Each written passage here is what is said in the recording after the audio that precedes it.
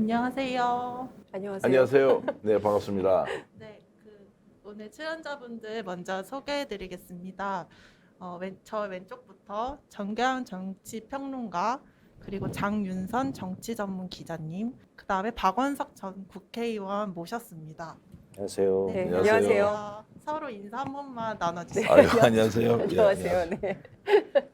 네, 반갑습니다. 이제 주제를 소개해 드릴 텐데요. 6월 28일 정치본색 오늘의 주제는 윤석열 리더십의 데드라인입니다. 소주제는 첫 번째로 반등 없는 추락, 두 번째 불통, 누가 뻥 뚫어, 세 번째로 성급한 레임덕 우려이고요. 이제 본격적으로 토론 시작해 보겠습니다. 네, 안녕하세요. 아유, 반갑습니다. 네, PD님께서 너무 상세하게 소개를 해주셔가지고 떨리는 마음으로 제가 오늘 스픽스 첫 출연입니다. 아시나요?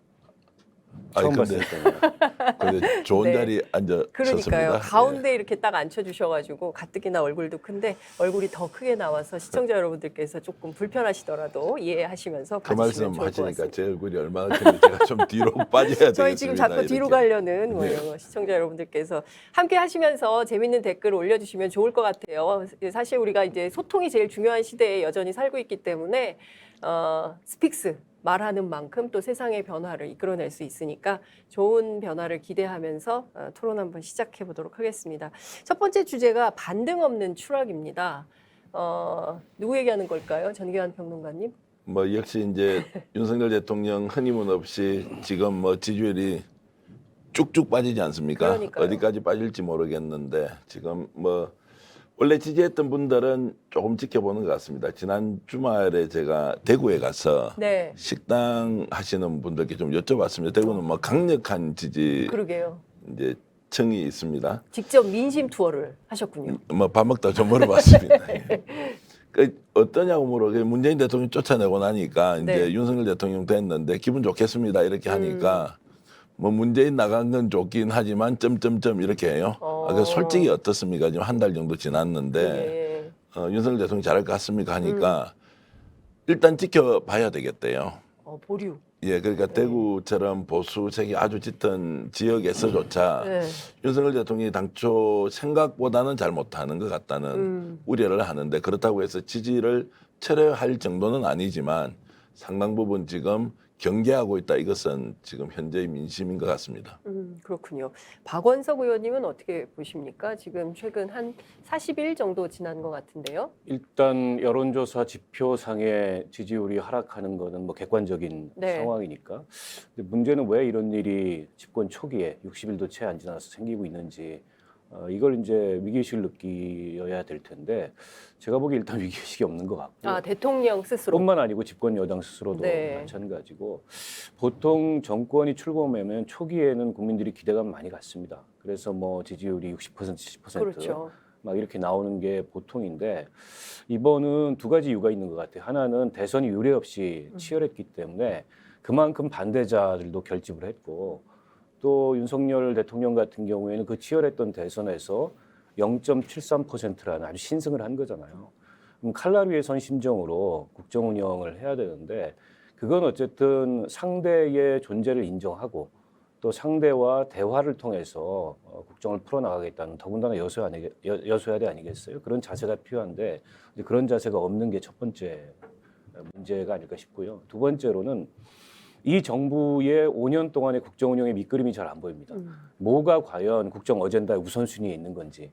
유독 지금 도드라진 거는 전 정권 지우기인데 물론 어느 정부든 새로 출범을 하게 되면 전 정권 지우기를 합니다. 근데 그게 너무 지금 일찍 시작된 데다가 굉장히 거칠어요. 그 방식도. 네. 지금 서해 공무원 피살 사건도 그렇고 또 지금 뭐 경찰국 신설 문제도 그렇고 네. 또 그 과정에서 정책에 손발이 맞지 않는 그런 모습도 지금 네. 드러나고 있잖아요. 뭐 주 52시간 그렇습니다. 등등 포함해서 이런 게 국민들 눈에는 안정감이 좀 없어 보이고 역시 정치를 안 했던 사람이기 때문에 초기에 참신함을 기대했으나 참신함보다는 좀 어설픔이 도드라지는 게 아닌가. 이런 게 자연스럽게 국정 운영에 대한 지지도 하락으로 나타나는 게 아닌가 싶습니다. 그러니까요. 벌써 데드크로스가 6주 만에 나타난 거거든요. 여론조사상에서. 근데 제일 심각하게 보는 것은 불안한 거예요. 국민들이 이제 믿기 어렵다. 뭔가 아니 장관이 정책을 발표했는데 그 이튿날 대통령께서 나오셔서 보고를 못 받았다. 이렇게 얘기하면 아니 그러면 아니 어떻게 되는 거야? 장관하고 대통령이 서로 모르는 일을 국기문란이죠. 예? 국기문란이죠. 국기문란 이렇게 이제 바로 진도가 나가는 겁니다. 그러면 사실 윤석열 정부 입장에서는 그게 아니다라고 빨리 수습을 해야 되는데 또 그런 건 없어요. 대표님 아니 그 평론가님 어떻게 보십니까? 뭐 감각이 좀 부족하죠. 뭐 충분히 논의 안 됐을 수 있지 않겠습니까? 그런데 네. 장관이 어떤 식으로든 그 대통령실하고 조율은 했을 거예요. 그런 발표를 했을 텐데 다만 대통령이 보고를 못 받았겠죠. 그러면 거기에 대해서 적극적으로 그 질문이 나오면 아 이런 논의가 있는 모양인데 제가 살펴보겠습니다라고 해도 도어 스태핑에서 전혀 문제가 없지 않습니까? 그러게요. 뭐 논란이 있으면 국민들 여론 좀 더 청취하겠습니다. 이렇게 또 대답하면 둘러대고, 되고 예. 그렇게 거기서 뭐 청와대 공식 의견이 아닙니다. 이렇게 얘기해 버리면 이제 죽여보는 거지 않습니까? 이 방송에서는 죽인다는 말 써도 되죠. 아 그런가요? 아니 왜냐면 그 장관이 설당이 없어지는 거 아닙니까? 그거 밀어내 버리는 장관이. 거지 않습니까? 예. 그럼 장관은 어떻게 됩니까? 야 이거 앞으로 누구하고 의논해야 되지? 그러니까. 그럼 앞으로 발표할 때는 무조건 대통령께 직언해서 직보하고 나서 동의받고 그럼 비서실장이 뭐 필요하며 정무수석이나 각 해당 그 수석실이 있지 않습니까? 거긴 또 뭐 합니까? 이제 이런 것들을 깡그리 뭉개버리니 더욱더 장관들은 제 목소리 내기 어렵다 이런 생각을 좀 했습니다. 그러니까요. 그러니까 이게 지금 총리가 안 보이잖아요. 네. 명색이 책임 총리고 또 상대 진영에 있던 인물을 여러 가지 반대에 무릅쓰고 총리로 앉혔는데 총리가 사라졌습니다. 이게 이제 취임한 총리 지 한 달 실종 만에. 사태다. 네. 예. 이건 뭘 얘기하냐면 사실은 대통령이 만기칠람 하는 거예요. 말만 책임 총리고 책임 장관이지 도어 스태핑이라는 형식을 통해서 모든 것에 대해서 지금 대통령이 답을 하고 있어요. 하다못해 무슨 부인 관련된 논란에 대해서까지 답을 하고 있습니다. 그러다 보면 다른 어떤 내각의 총리나 장관들은 사라지는 거고 네. 청와대 수석들 역시 마찬가지죠. 아니 제가 기자라고 해도 대통령 코트를 따고 싶지 무슨 대변인 얘기를 받아 쓰고 싶겠어요? 근데 이게 지금 벌써 어떻게 보면은 이 구조화되고 있는 그런 모습이라고 저는 보고 그래서 누누이 많은 그 전문가들이나 또 여당 내에서도 도어 스토핑을 줄이든가 아니면 뭐 안 하든가 형식을 바꾸든가 이렇게 해야 된다. 근데 계속 저걸 고집하고 있고 그 과정에서 잦은 언행상의 이제 실수도 나오고 있습니다. 특히 이제 뭐 문 대통령 사저 앞에 집회에 대해서 네. 뭐 법대로 원칙대로 이런 얘기를 한 거라든지 또 법인세 인하에 대해서 뭐 그럼 하지 말까요? 뭐 이런 식의 반응을 보였다든지 이런 게 사실은 작은 것 같지만 국민들은 대통령의 태도, 그다음에 메시지, 자세 이런 거 하나하나에 여러 가지 그 여론의 영향을 받거든요. 저는 그런 게 지금 누적돼 가고 있다. 지금 이 정부 들어서 가지고 이번이 두 번째 이제 정상 외교인데 지난번에 한미 정상회담 하고 이번에 이제 다자간 첫 해외 정상회담인데 순방이죠. 보통 정상 외교를 하고 나면 지지율이 확 올라갑니다. 근데 지난번에 한미 정상회담 이후에도 별로 지지율이 올라가지 않았어요. 그 한미 정상회담에서도 뭔가 이렇다 할 그런 의제든 퍼포먼스든 이런 게 없었던 거고 이번에 뭐 갔다 와봐야 알겠습니다만 다자간 정상회의에서는 그런 거를 기대하기가 더 어려워. 이건 뭐냐면은 지금 어떻게 보면 국정에 대한 기획력이 작동하지 않는 거예요. 그런 측면에서 윤석열 대통령이 감독도 하고 주연도 하고 심지어 조연까지 다 하는 상황에서 국정이 정상적으로 작동하기가 어렵다. 제가 그래도- 거꾸로 한번 여쭤보겠습니다. 네. 지금 정치구이자 오래 하셨는데 네. 집권 초기에 대통령이 저런 파격 행보가 오히려 지지율 상승이 아니고 지지율의 급전직하 상황을 가지고 있다. 그럼 어떤 예감이 좀 드세요? 몇 가지로 분석을 해볼 수 있는데 저는 사실 핵심적으로는 준비 안 된 대통령이다. 네. 그러니까 뭐냐면 정책도 마찬가지고요.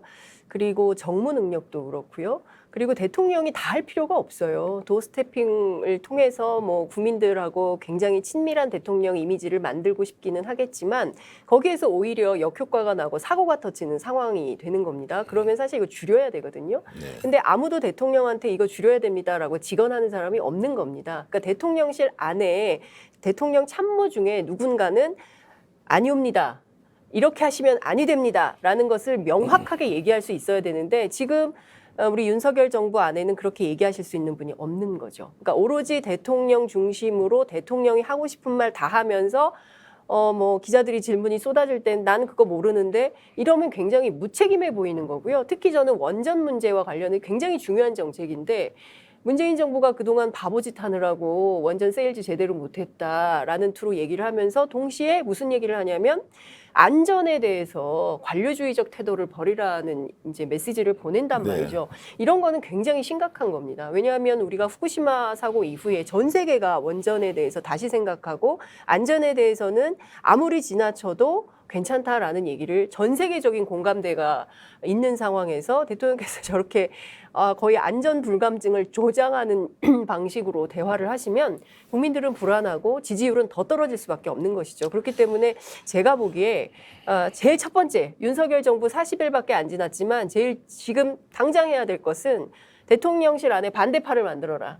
그래서 윤석열 대통령이 정말 브레이크 없는 벤치처럼 막 가려고 할 때 누군가는 제동을 걸어야 된다. 그렇지 않으면 계속 더 큰 사고가 날 수 있다. 이런 생각을 하게 됩니다. 근데 이제 그런 거에 익숙하지 않은 리더십이죠. 평생 이제 상명하복 이 질서 속에서 살아왔고 또 본인이 그게 굉장히 중요한 가치이자 미덕이라고 생각하기 때문에 대통령의 리더십에 대해서 일종의 이제 레드팀을 만들라는 얘기인데 아마 그걸 수용하지 못할 거라고 저는 봐요. 저분이 윤석열 대통령. 살아온 세계관이나 경험에 비추어 봤을 때 그런 말이 있습니다. 세상에서 제일 위험한 사람이 책 한 권 읽은 사람이라고.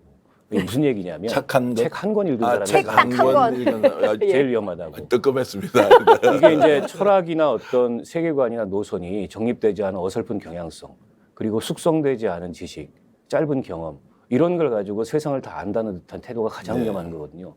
그러니까 윤석열 대통령이라는 사람은 검사 이외의 경험은 없는 사람이에요. 즉 검사의 세계관으로서 검사의 직무에 대해서 고민해 본 것 이외에 세상에 대해서 넓게 고민하고 넓게 경험하고 그리고 그런 고민을 숙성시켜서 본인의 가치관이자 철학으로 이렇게 승화시켜 본 적이 없는 분들입니다.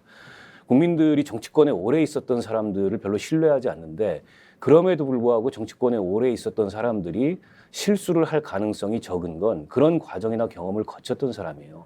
그러면 본인이 갖고 있는 장점은 살리되 본인이 갖고 있는 한계나 단점은 보완하려는 노력을 해야 되는데 그건 열심히 듣는 거거든요. 열심히 만나고. 근데 안 해요.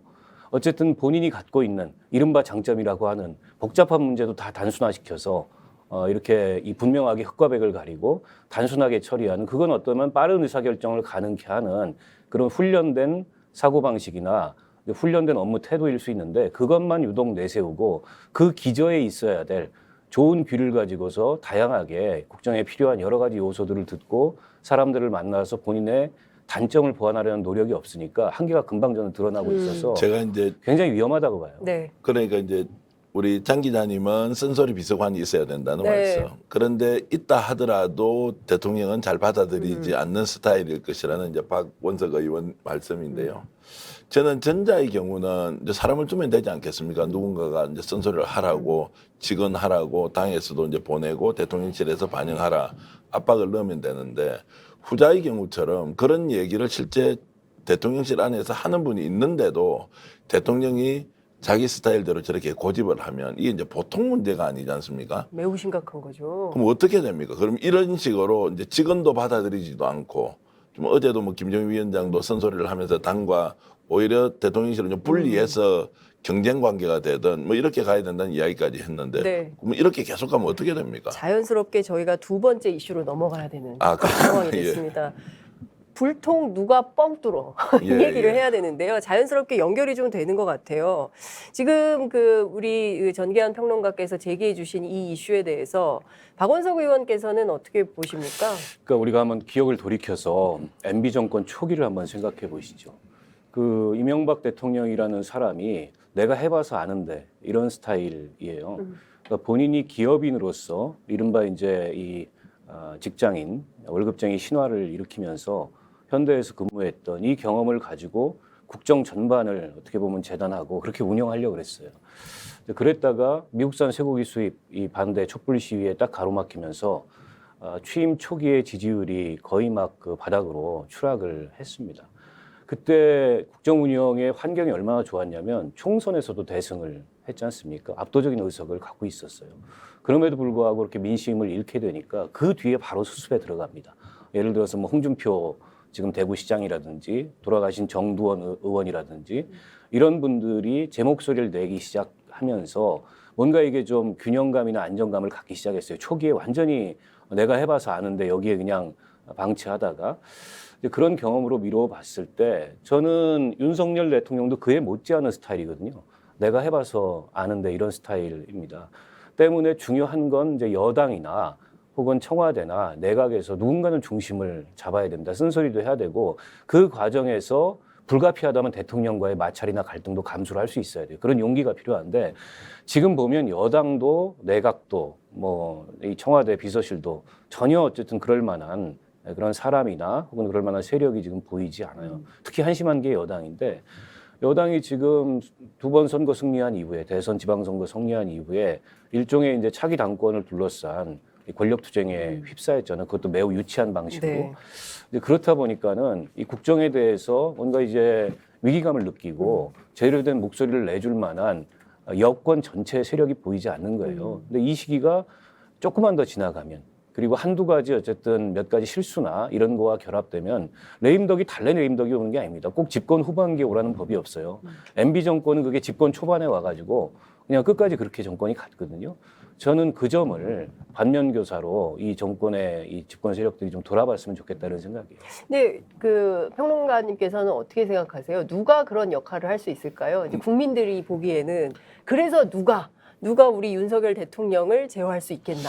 그 어제 뭐 댓글 하나 보니까 건진도사님이 좀 나서 주셔야 되겠다. 건진도사님이요. 예. 도저히 나서지 않고서는 어느 네. 누가 이야기해도 대통령 듣지 않는데 네. 그럼 건진도사님과 김건희 여사님 예. 뭐 이런 분이 천공 스승도 계시죠. 아니 그 제가 취재를 했는데요. 천공 스승이 한번 말씀하셨어요. 지난주인가? 뭐라고 얘기했냐면 도어 스태핑이 이제 국민들이 짜증난다. 그만해라. 일주일 단위의 기자회견으로 바꿔라. 이렇게 얘기를 했습니다. 그래서 어떻게 변할지 좀 지켜보긴 해야 될 텐데. 일주일만 보시죠. 그러면 뭐 그러니까요. 이제 대통령 또 스태핑 좀 줄어들겠습니다. 어떻게 될지 한번 봐야 될 것 같은데 한동훈 장관이 그런 역할을 좀 해야 되는 거 아니냐라는 목소리도 있었습니다. 저는 어떻게 뭐 보십니까? 그런 용기 없다고 생각하고요. 한동훈 장관이요? 예, 뭐 수직 계열화돼 있는 그 이제 뭐라 그럽니까 이제 상명하복의 예, 예. 검찰 조직에서 그 후배로 있었기 때문에 지금 뭐 대통령의 위치에 본인이 직접 이것저것 맞다. 왜냐면 본인이 생각하더라도 이거 이렇게 가야 되는지 저렇게 가야 되는지 예를 들어서 당 내에서 이준석 문제를 포용으로 갈 것인지 네.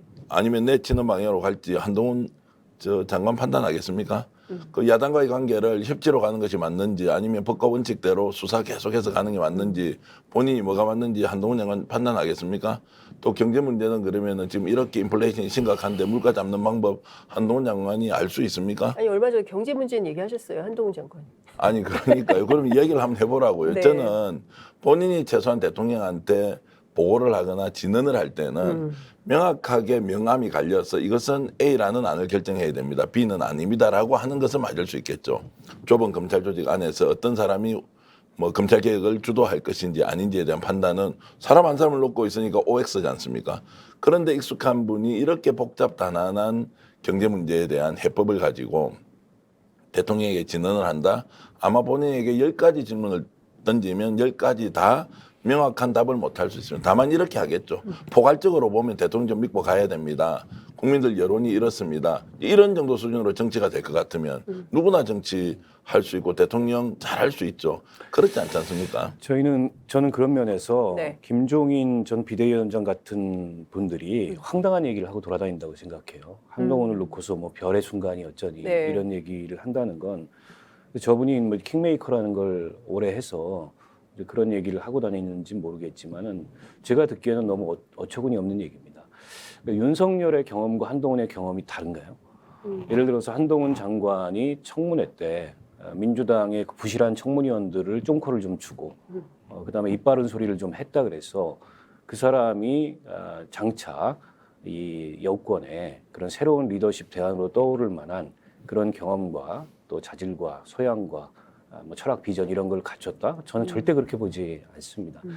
저건 어떻게 보면 그 정치에 대한 불신, 또 정치 리더십에 대한 불신의 산물 혹은 냉소의 산물에 불과하다는 생각이 들고 이제 그런 얘기를 김종인 비대위원장처럼 정치를 오래 하신 분이 하고 다닌다는 것 자체가 저는 대단히 실망스럽고요.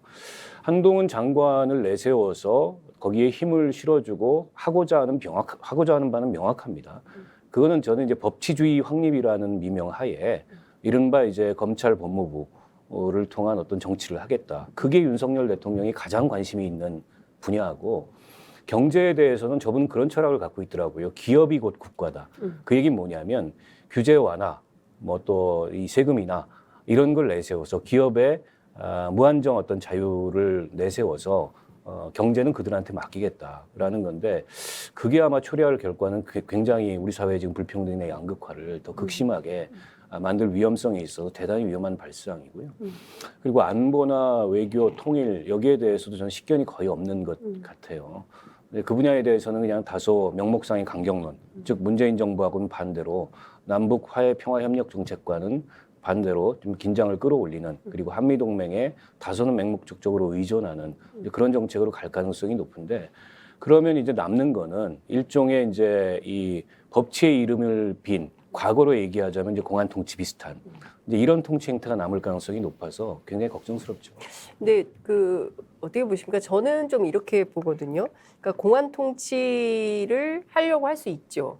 그런 시동을 걸고 있죠. 그리고 무엇보다 저는 법무부 안에 인사정보관리단인가요? 그러니까 모든 고위공무원단의 인사를 이제 법무부 안에다 넣어서 관리하겠다고 하는 것 자체, 그런 발상 자체가 굉장히 위험하다. 그리고 인사혁신처럼 완전히 무력화시키고 정부의 기능을 지금 어찌 보자면 법무부 검찰 라인으로 이렇게 수렴청정하는 듯한 모습을 이제 윤석열 정부가 계속 보이면서 저건 아닌데 국민들이 보시기에 뭔가 이제 국정 운영에 있어서 각기 모든 행정부가 자기 기능을 하면서 그것을 화합하는 때 국민들이 이제 편안함을 느끼시는 건데 이제 이게 획일화되고 있는 게 보이는 거죠. 근데 우리 국민들은 그걸 또 허락하진 않습니다. 그러니까 계속 지금 보고 계시는 거예요. 이 사람들이 계속 이런 식으로 정치해? 그러면 우리 국민들이 가만히 못 있는데? 라는 생각들을 하게 되는 겁니다. 저는 그 첫 번째 신호탄이 경찰이 아닌가라는 생각이 좀 들기도 해요.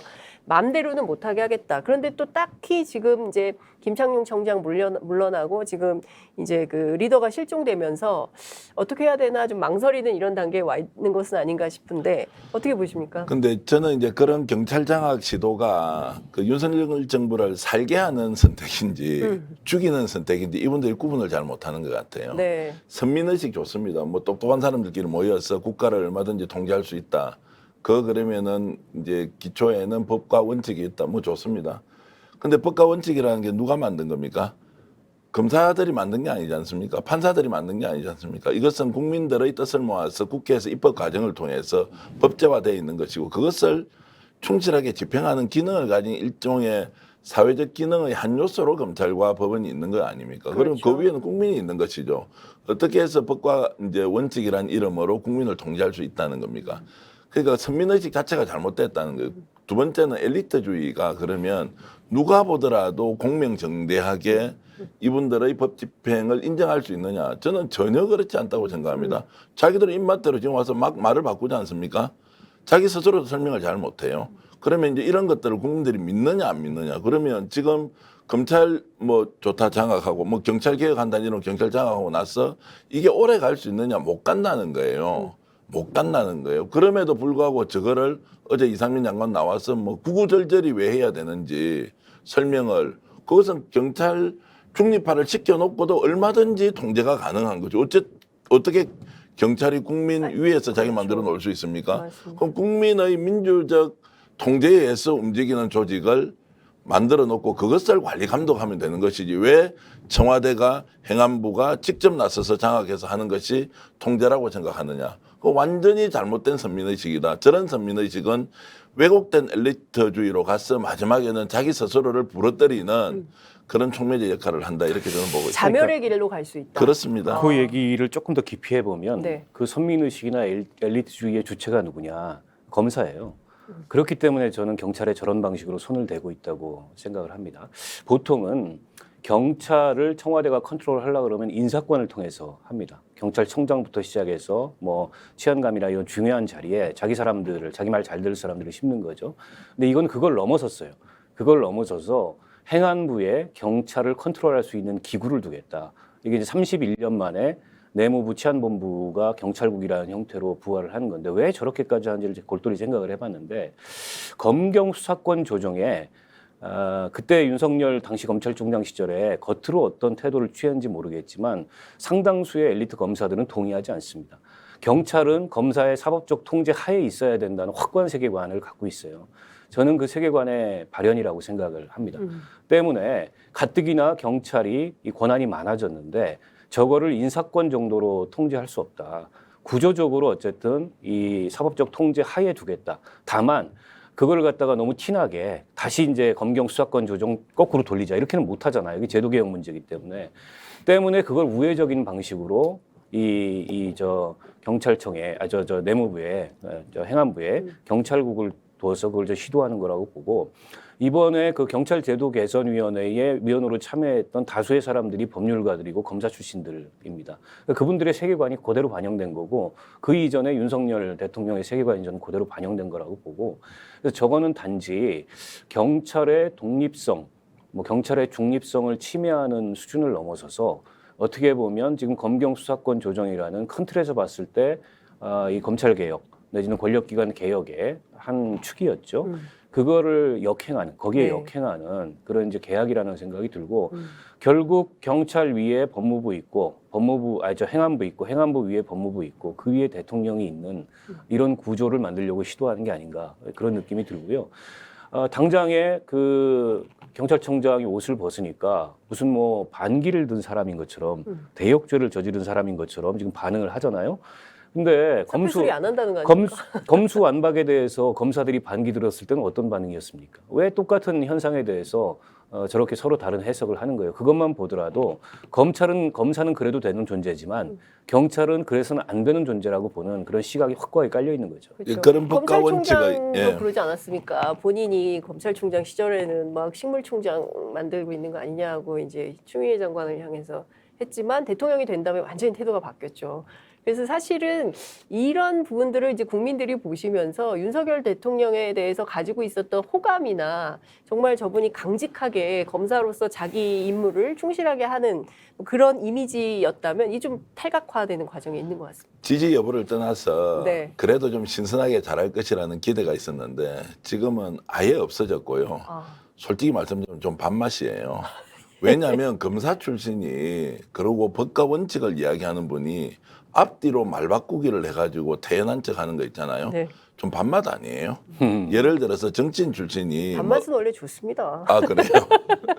아니 정치인 출신이 좀 뭐 말 앞뒤로 좀 바꾸고 자기 뭐 순간적으로 임기응변한다고 이런저런 얘기할 수 있지만 법과 원칙을 내세워서 뭐 한국의 법치가 무너졌다고 해서 된 대통령이 하시는 저런 모습이 국민들한테 얼마나 많은 실망감 이렇게 주고 있느냐 걱정이 많이 됩니다. 그렇죠. 저는 윤석열 대통령의 사고방식이나 세계관을 좀 이해할 필요가 있다는 생각이 드는데 저분에게 법치는 유능한 법률가들에 의한 통치가 법치인 것 같아요. 지난번에 검사들이 이 국정의 요직에 너무 많이 간다 이런 비판이 나왔을 때 도어 스태핑을 하면서 미국에서도 이 가버먼트 어토니들이 국정 다양한 분야에 참여하고 그게 법치주의다 이렇게 얘기했잖아요. 그러니까 본인이 갖고 있는 생각의 일단을 드러낸 거예요. 그걸 법치주의라고 생각하는 거고. 근데 법치주의는 그런 게 아니죠. 그야말로 이 법의 지배를 말하는 건데 유능한 법률가들의 지배는 그거는 법치가 아니고 저는 인치라고 보는데요.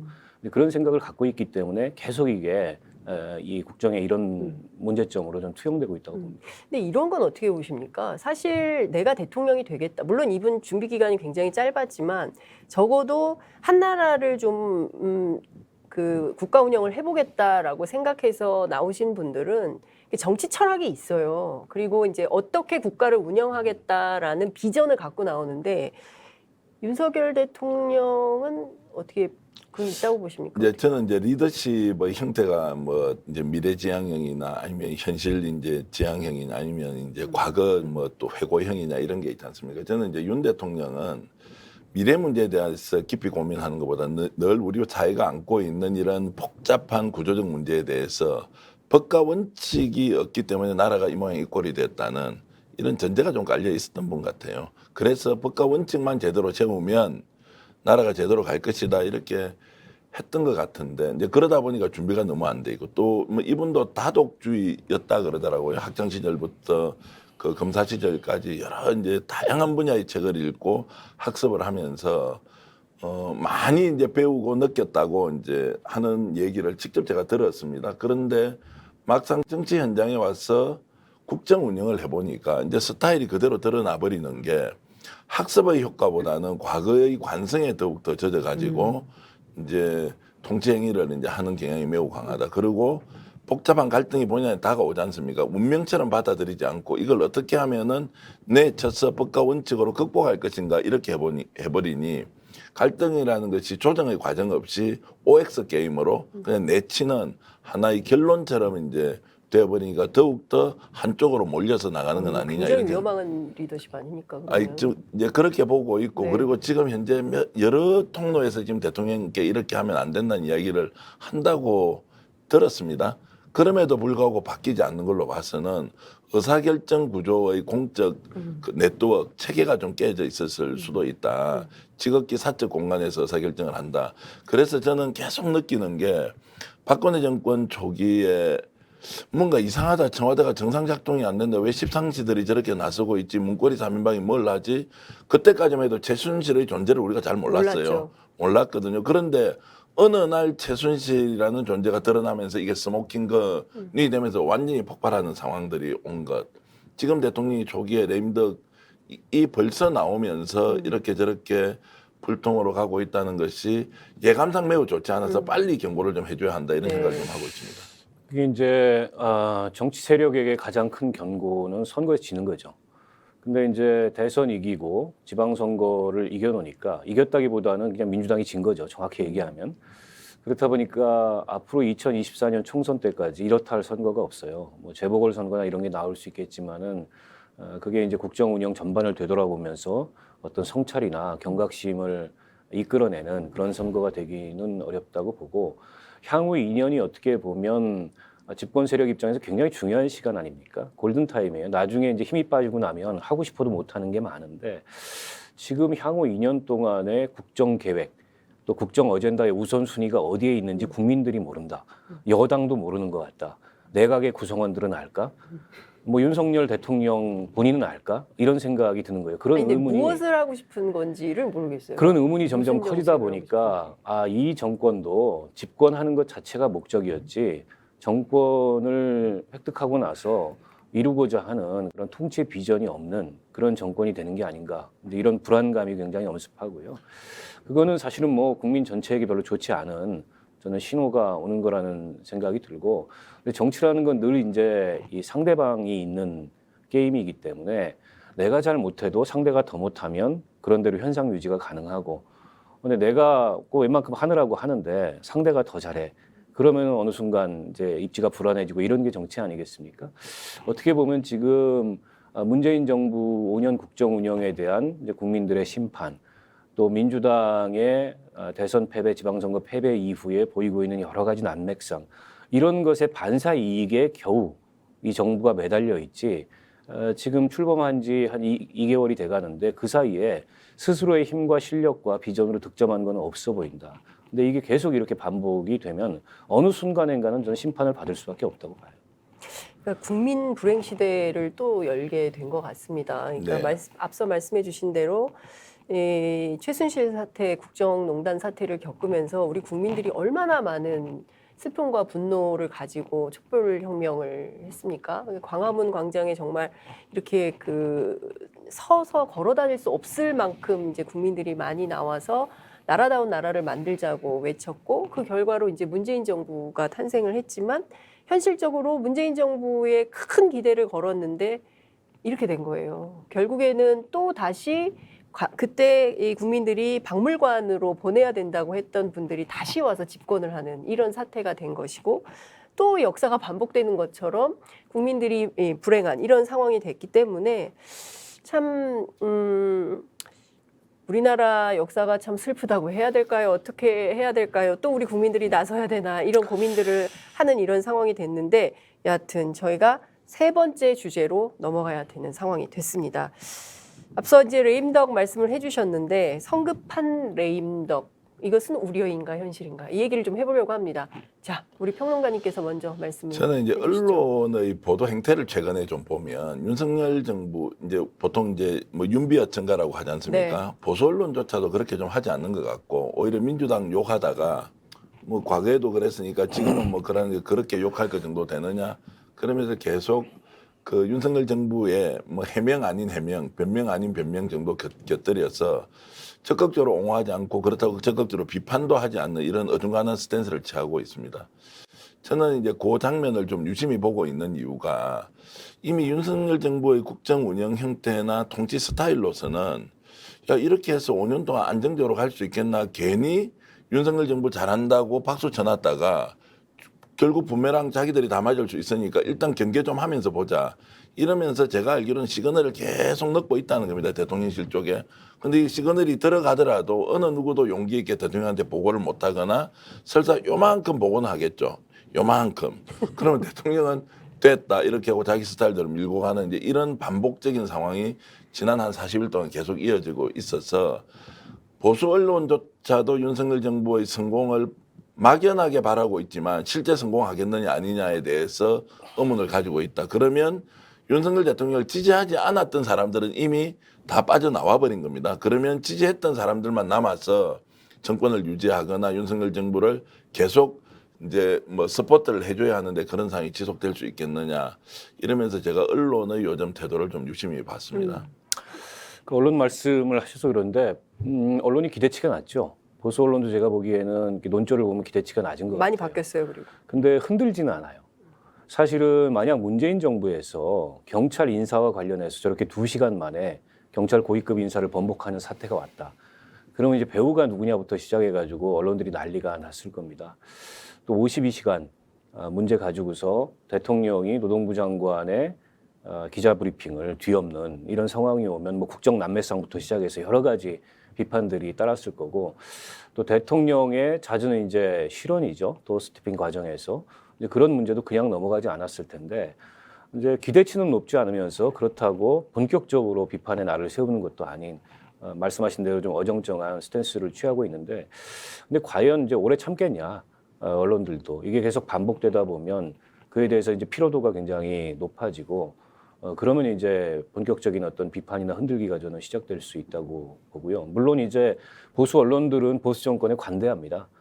민주당 정부나 이런 진보적인 성격을 가진 정치에 대해서 가혹한 것에 비해서 때문에 이제 언론이 좀 당분간은 이런 밀월 관계를 좀 유지할 걸로도 보이는데 그럼에도 불구하고 그런 낮은 기대치조차 충족시키지 못하는 그런 어떤 이제 정권의 성과 이런 것들이 계속되면 빈약한 성과 이런 것들이 계속되면은 본격적인 문제 제기를 좀 받을 거라고 보고 무엇보다 지금 경제 굉장히 어려워요. 이게 고물가에 고환율에 또 고금리에 이런 삼고 상황이 지속되면서 보통 이제 경제는 실질적으로 체감하기 전에 심리가 먼저 움직이거든요. 국민들이 굉장히 여기에 대해서 우려나 걱정들이 높아져 있고 그게 낮은 국정 지지율에도 일정하게는 저는 영향을 미치고 있다고 보는데 제일 중요한 게 사실은 그래서 이 경제 상황을 이제 어떻게 대처하고 어떤 리더십을 보여주느냐 이 위기에 대처하는 리더십을 근데 그런 게 전혀 안 보이고 지금 경제는 거의 사실은 모피아들한테 던져두다시피 한 겁니다. 기업 재벌 대기업들하고 근데 이제 그 사람들이 할 수 있는 이제 경제 정책의 방향이나 수단이라는 거는 뻔하거든요. 벌써 이제 법인세 감세 나오고 뭐 종합부동산세 감세 나오고 기업 규제 완화 나오고 이게 이제 고장난 레코드판 돌리듯이 또 낙수 경제 이거를 갖다 돌리는 건데 글쎄요 한국 경제가 이미 뭐 그런 낙수 경제의 그 물방울 모아가지고 성과라고 내밀기에는 너무 커졌어요 경제가. 아니 한국 경제뿐만 아니라 전 세계가 임금 주도 성장을 하고 있습니다. 심지어 일본도 기시다 네. 총리가 그거 하고 있어요. 근데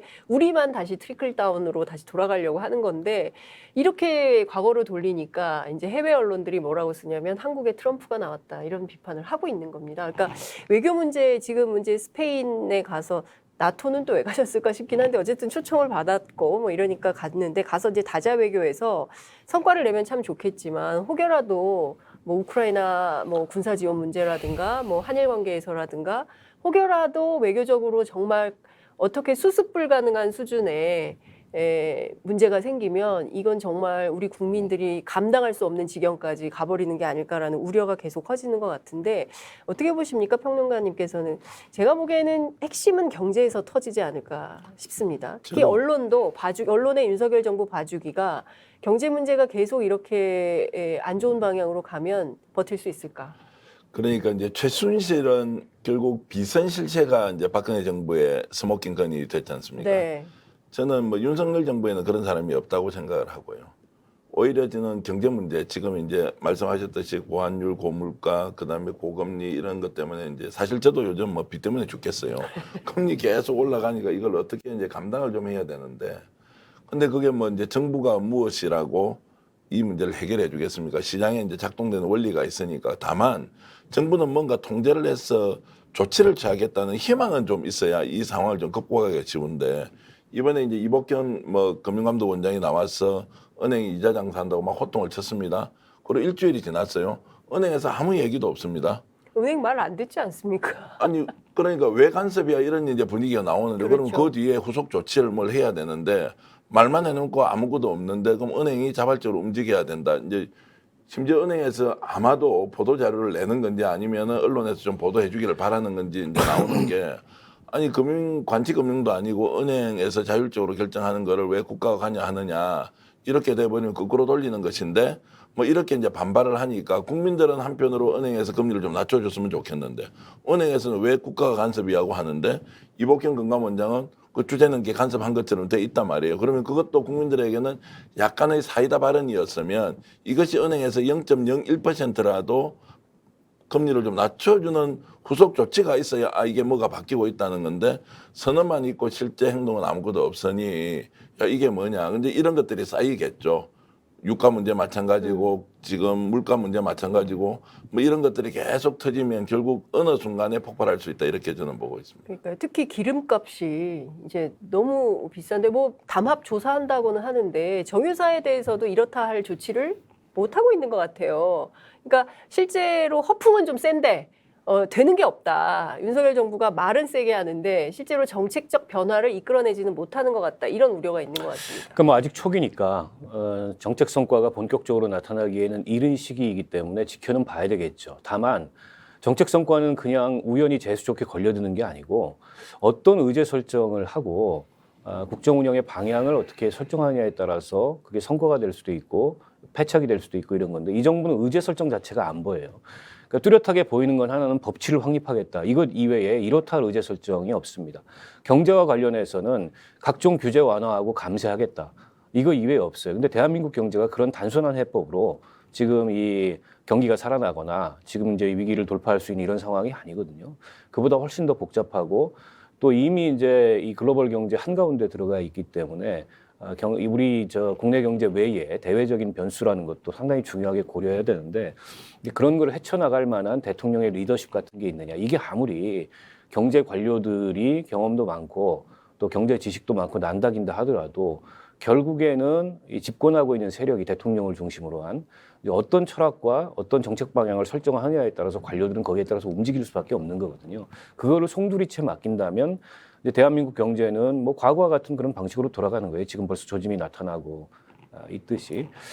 저는 이제 국민들이 지금 이제 뭐 긴가민가 하면서 또 기대보다는 걱정을 많이 하면서 지켜보고 있지만, 지금 이 경제 상황이 훨씬 더 악화돼서, 예를 들어서 우리 경제 어떤 뇌관이 딱 터져서 걷잡을 수 없는 그런 상황이 된다면, 그게 뭐 가계부채가 됐든 뭐가 됐든 그렇게 해서 본격적으로 국내 경기가 큰 어려움에 빠진다면은 네. 상당한 민심의 저항으로 저는 이게 바뀔 수도 있다고 봅니다. 저희한테 딱 지금 5분 정도 남았는데요. 사실 윤석열 정부의 성공을 위해서는 여야 관계도 굉장히 중요한 것 같아요. 우리 정의당도 역할을 좀 해줘야 되는 상황 아닙니까? 그래서 정당 얘기를 조금 간략하게라도 해야 될 것 같습니다. 앞서 말씀해 주신 대로 지금 그 여당인 국민의힘 내부가 자중질환 상황에 있고요. 민주당도 별반 다르지 않은 것 같습니다. 뭐 어제 박영선 전 장관이 무슨 얘기를 했냐면 분당 사태까지 얘기가 나오고 있는 이런 상황입니다. 그러니까 정부도 지금 갈피를 못 잡고 있는데 여야 모두 지금 다 같이 헤매는 중이다. 이러니까 이제 국민들이 불안하고 답답한 이런 상황이 되는 건데, 자, 전 평론가님 어떻게 보십니까? 저는 국민의힘은 일단 이준석 대표 문제를 빨리 좀 넘어서야 된다고. 저는 정리를 빨리 해야 되라. 정리라는 것은 내친다는 게 아니라 아하. 적정한 수준에서 봉합하고 넘어가야 되지. 이거를 키우면 키울수록 국힘은 콩가루 정당에서 벗어날 수 없다고 생각을 하고요. 이제 포용의 리더십을 좀 발휘할 필요가 있다는 거고요.